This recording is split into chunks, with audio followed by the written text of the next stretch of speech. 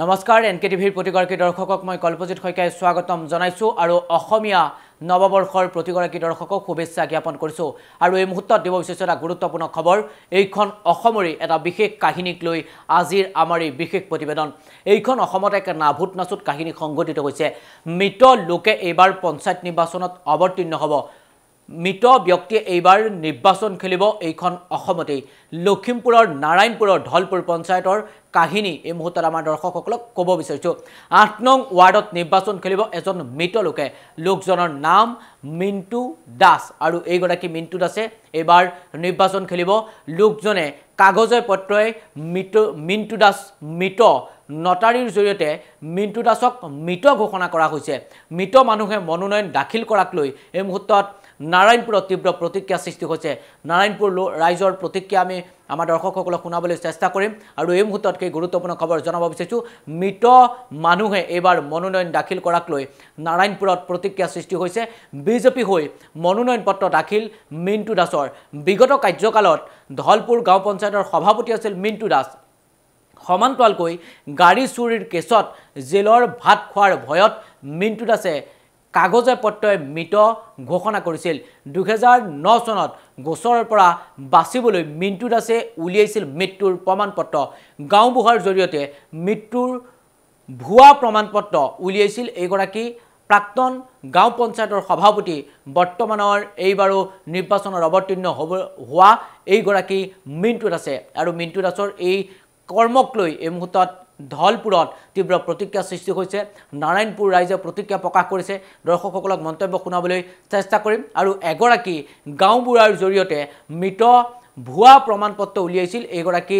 মিণ্টু দাসে আৰু এই মুহূৰ্তত কি গুৰুত্বপূৰ্ণ খবৰ এনকে টিভি ডিজিটেলৰ দৰ্শকসকলক জনাব বিচাৰিছো গাঁওবুঢ়াৰ জৰিয়তে মৃত্যুৰ প্ৰমাণপত্ৰ উলিয়াইছিল মিণ্টুৰ পিতৃয়ে উক্ত প্ৰমাণপত্ৰ আদালতত জমা দিয়া গোচৰৰ পৰা ৰেহাই পাইছিল মিণ্টুৱে পূৰ্বে প্ৰতিদ্বন্দ্বিতা কৰিছিল সভাপতিও হৈছিল এইগৰাকী মিণ্টু পুনৰ সভাপতি হোৱাৰ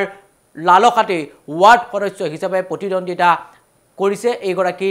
ব্যক্তিয়ে আৰু এই মুহূৰ্তত কি গুৰুত্বপূৰ্ণ খবৰ জনাব বিচাৰিছো পুনৰ সভাপতি হোৱাৰ লালসাত ৱাৰ্ড সদস্য হিচাপে প্ৰতিদ্বন্দ্বিতা কৰিবৰ কাৰণে মন মেলিছে আৰু এই কাৰ্যক তীব্ৰ প্ৰতিক্ৰিয়া সৃষ্টি হৈছে নাৰায়ণপুৰত নিৰ্বাচন আয়োগক মনোনয়ন বাতিল কৰিবৰ কাৰণে একাংশ লোকে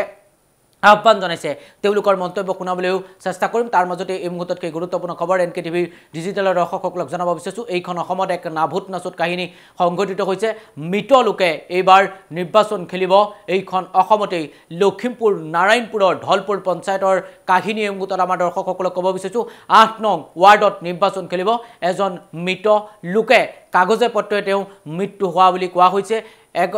গাড়ী চুৰিৰ চক্ৰত তেখেত জড়িত হৈছিল আৰু সেই গাড়ী চুৰিত তেখেতে জেলৰ ভাত খাব লাগে বুলি তেখেতৰ পিতৃয়ে গাঁওবুঢ়াৰ পৰা মৃত প্ৰমাণপত্ৰ উলিয়াইছিল আৰু তাৰ পাছত আদালতত সেই কাগজ দিছিল মৃত্যু হোৱাৰ প্ৰমাণপত্ৰ দাখিল কৰিছিল তাৰ পাছত তেওঁ ৰেহাই পাইছিল আৰু সেই খবৰ এই মুহূৰ্তত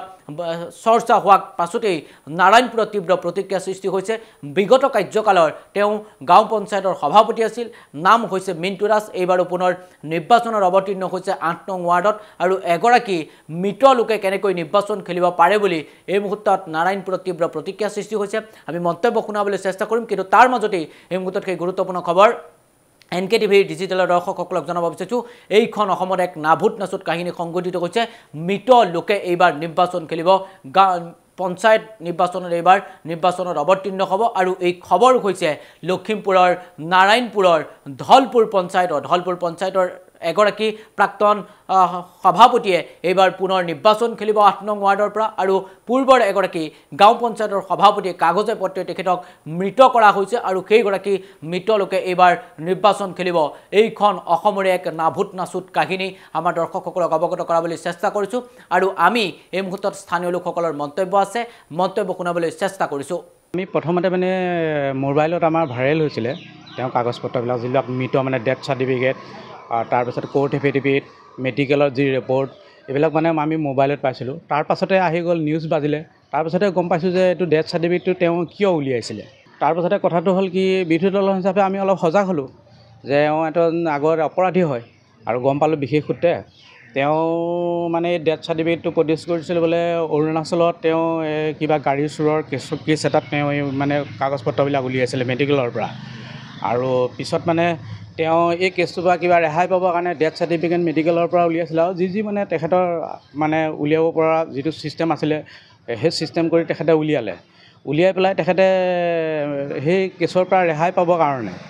তেওঁ কিবা অৰুণাচলৰ ইটানগৰ বেংক তিনিআলি যিখন মানে থানা তাতে সেই তেখেতৰ নামত এটা কেছ ৰেজিষ্টাৰ আছিলে আৰু তেখেত মানে হেৰিয়াত এইটো কি কয় থানাটো আছে জেলতো আছিলে তেখেত। এতিয়া কথাটো হ'ল এটাই কথা মানে আপোনালোকৰ সংবাদ মাধ্যমৰ মাজেৰে অসমৰ মুখ্যমন্ত্ৰী আৰু আপোনাৰ ইলেকশ্যন কমিশ্যনাক অনুৰোধ জনাইছোঁ যে ইয়াৰ এটা বিহিত ব্যৱস্থা ল'ব লাগে আৰু তেখেতৰ যি নমিনেশ্যন এই নমিনেশ্যন যাতে খাৰিজ হয়। পঞ্চায়ত সভাপতি হৈছিলে যোৱা 5 বছৰ বিজেপি তেখেতৰ প্ৰতিনিধি হৈ পেলাই তেখেতৰ সভাপতি হৈছিলে আৰু তেখেতে নমিনেশ্যন দিছে 8 নং ৱাৰ্ডত। দাখিল কৰিছোঁ। কোন পঞ্চায়তৰ? দহলপুৰ পঞ্চায়ত আৰু 8 নম্বৰ ৱাৰ্ড। আপোনাৰ লগত আৰু কোন আছে? মোৰ লগত অকল লীলাম দাসে চাপৰ্টাৰ হৈ আছে বাৰু আছে। নাই আৰু আপোনাৰ বিৰুদ্ধে কোন উঠিছে? বিৰুদ্ধে মিণ্টু দাস আৰু হৰ গোবিন্দ বুলি এজন, টুটু বুলি এজন। মিণ্টু দাস কোন? মিণ্টু দাস দয়া বুলি কয় তাৰ নাম। তেওঁ পূৰ্বতে সভাপতি আছিল? সভাপতি আছিলে, হয় তেওঁ সভাপতি আছিল। তেওঁ আপোনাৰ প্ৰতিদ্বন্দ্বী? প্ৰতিদ্বন্দ্বী। তেওঁ দাখিল কৰিলে? দাখিল কৰিলে। কেনেকুৱা মানুহজন? বেয়া নহয় বাৰু।